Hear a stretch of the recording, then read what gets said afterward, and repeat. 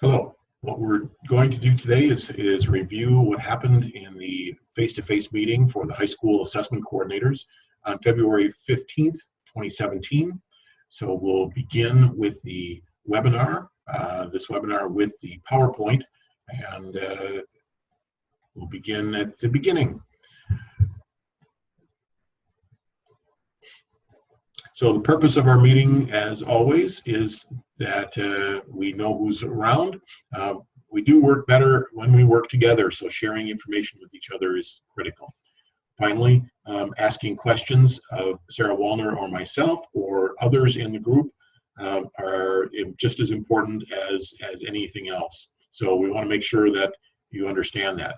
The agenda today, we're going to take a look at the ACT and work keys last-minute details as we get closer and closer to those assessment times. We'll take a look at the forward exam, which is a grade 10 social studies only assessment that's coming up beginning on March 20th. We'll look at the Aspire, which is still on the horizon. We'll begin that process of preparing for that. And then updates on the dynamic learning map, advanced placement, and the Civics test. If you have any lingering questions after that, please feel free to email or call me at the information given on the back end of this PowerPoint. So let's get started actually with something that's not on the menu, the agenda for today, the climate survey. Climate survey is closing on Friday, February 24th. Actually, as of today, it is closing on Tuesday, the 28th of February.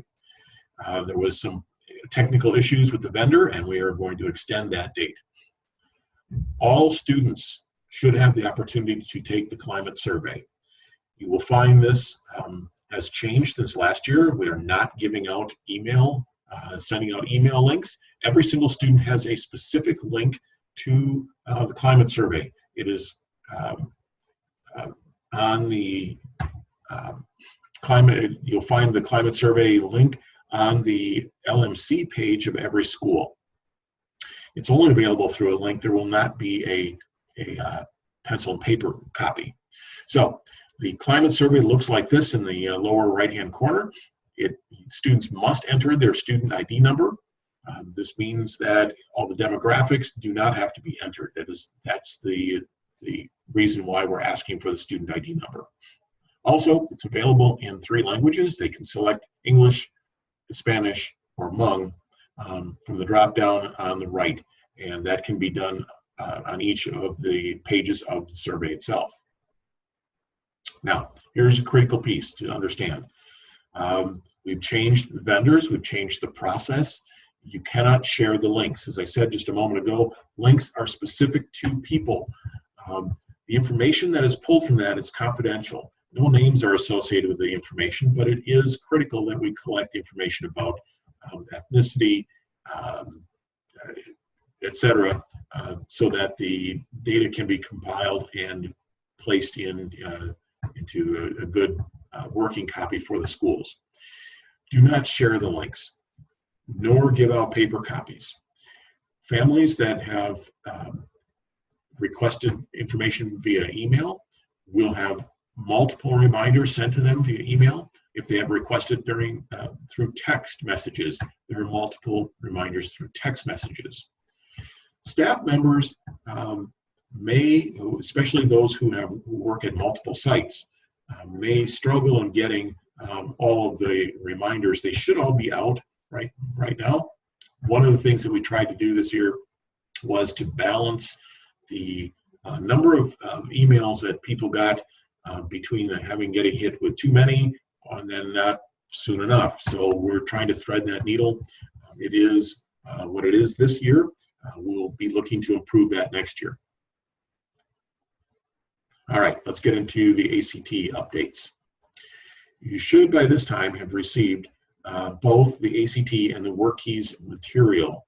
Make sure that you go through and inventory everything that is potentially in the boxes. There should be a list, an inventory list, shipping list. Go through and make sure that you have it, what you need. If not, let ACT know right away. You will need to be completing the pre-test information. There are 2 PowerPoints, one for those students who have barcode labels and one for those who do not. That will be posted on the website as soon as this webinar is finished. Also, staff should be preparing to give the ACT, so proctoring information, signing off on security agreements, etc. All of this should be taking place right now. Transportation is still being worked on. It looks as though we should be set. There will be buses for each of the schools as requested. I do want to remind you that there is a cell phone policy. There's a policy from the ACT that no cell phone should be out, should be used, should be on, anything during the ACT, and that includes the breaks. Please keep in mind that we're now living in a different age in which we have smart watches, and those are also to be excluded. You'll find the resources that list everything that you need for the Wisconsin ACT on the website that looks like this. Now, in the past, we've given out rosters to every school. The best roster that you can get is from the ACT login site, the TAA, and it's called the TAA PIN. This is per the recent email that ACT sent to building coordinators, and in this particular case, it does a couple things. First of all, it does not include your labels for every single student. It does give you a roster and a list that you have to match up materials and students, so that there's going to be a little bit more work on our end as far as getting things prepared. However, it should be a last-minute check to ensure that you have students who have similar timing codes all in the same classroom. Do not mix timing codes, students who have different timing codes. Training videos are also found on the ACT preparation worksite. You can see that there's all kinds of videos here. My suggestion is that you take a look at administering the test and then the room supervisor duties after the test. So those would be the ones that I would recommend. Work keys demographics, remember that information can be done on the day of the test. ACT must be done before the test. All right, now let's shift our thoughts to the Wisconsin Forward exam. A couple things that you need to remember. 10th grade, social studies only. 10th graders only. The social studies test comes in 2 sections or sessions for a total of 90 minutes. So each is approximately 45 minutes. This is ticket driven, this test. It does not have a need like the Aspire for a proctor to log in. It is simply get the students to the website and they will need to have a ticket, they log in, and the test begins. The same ticket works for both sessions, so you will only need 1 ticket per student. We will be printing those and be getting those to you as soon as possible.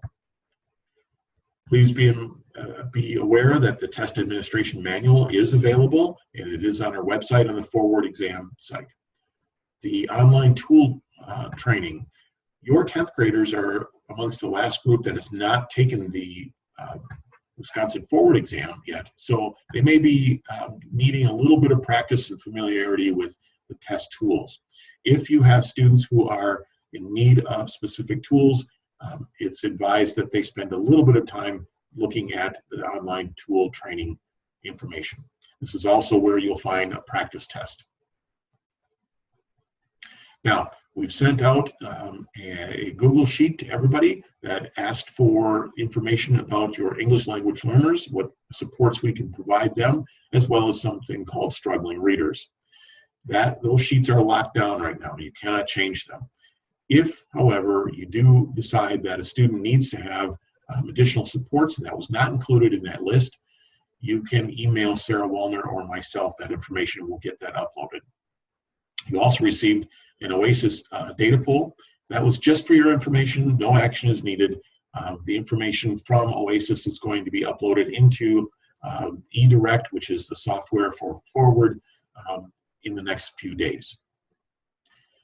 These supports, once they're all, and accommodations, once they're all uploaded, then allow us, after a lockdown period of a week, will allow us to print tickets.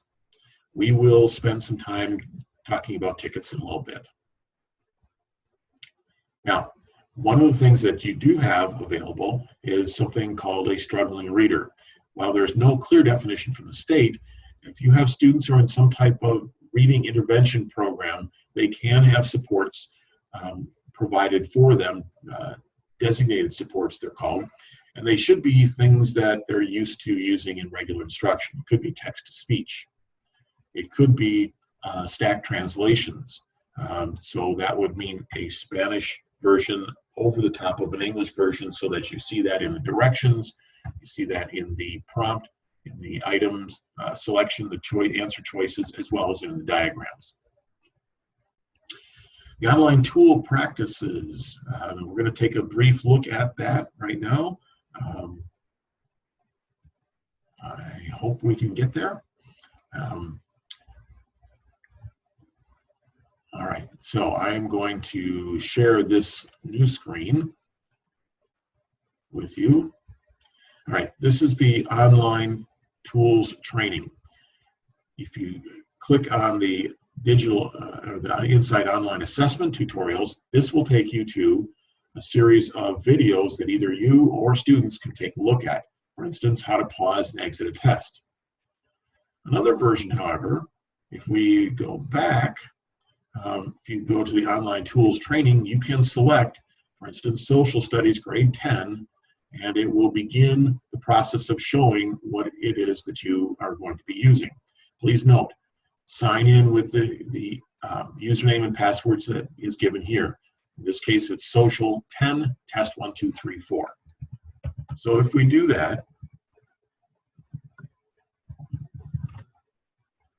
we'll see that we can continue. These are the directions.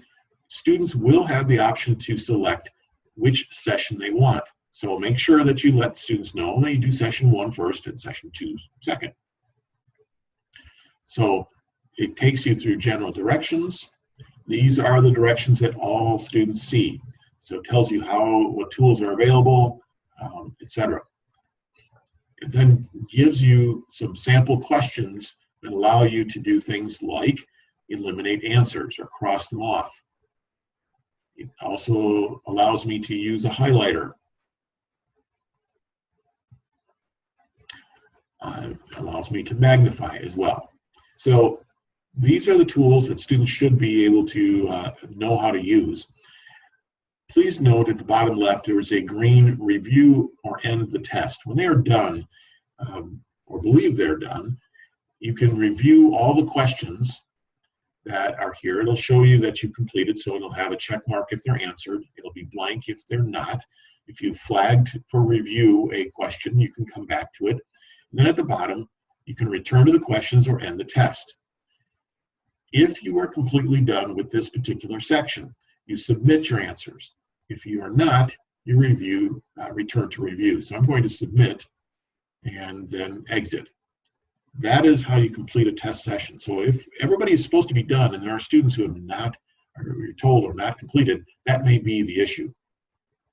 Let's go back to the PowerPoint now, and we'll take a look at other pieces of information on the forward test. All right.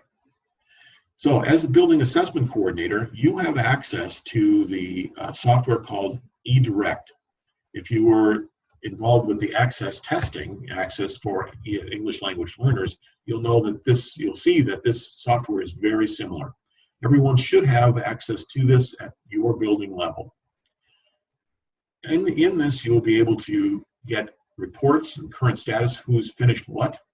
You'll be able to print tickets if you need extras or additional. And you can also assign other staff members in your school to this. I don't think that it's necessary, but you may want to have someone have a backup with that information. All right, tickets. Tickets will come to each of the high schools, and unfortunately there are 8 tickets to a page, alphabetical. So all of 10th grade will have one content area, which is social studies. They will have one ticket, but there are 8 to a page, and you will need to cut them up and separate them.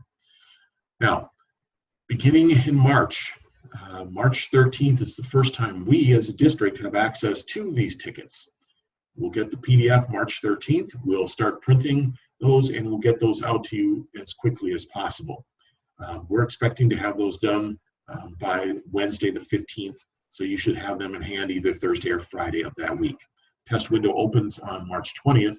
Not sure if you're going to be testing in that first day, but please keep in mind that March 21st, that's Tuesday, March 21st, is a board, by board policy, is a religious holiday and no testing is to occur. If you have questions about tickets, the timeline, etc., please let me know.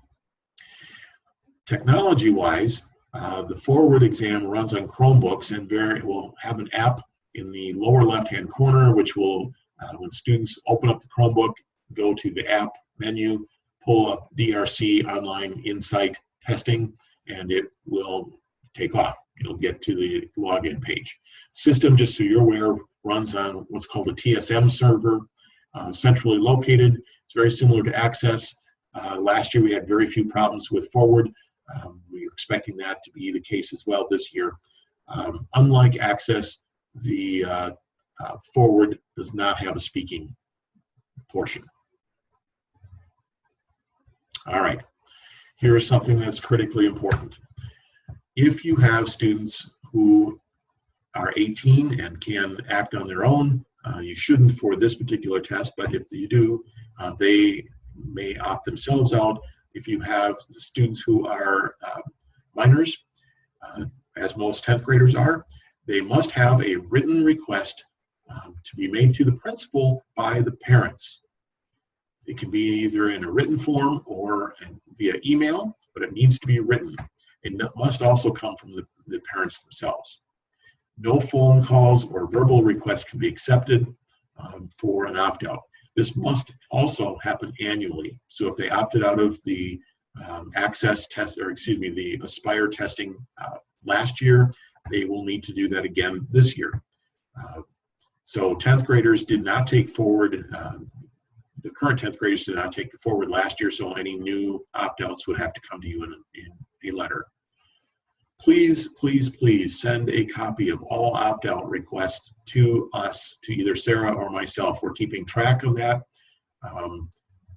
as well as this is needed for the software to record the participation for everyone, but also when results are sent out in the summertime and a parent calls me and says, why is it that I did not get any scores? I can say, well, you opted out and I've got the letter that proves that. So it just makes it a little bit easier for me to have some of those conversations. All right, thinking about Aspire, which window opens after the Forward window closes. We're preparing a document similar to the Forward exam for English language learner supports, which will be sent to you in next week sometime.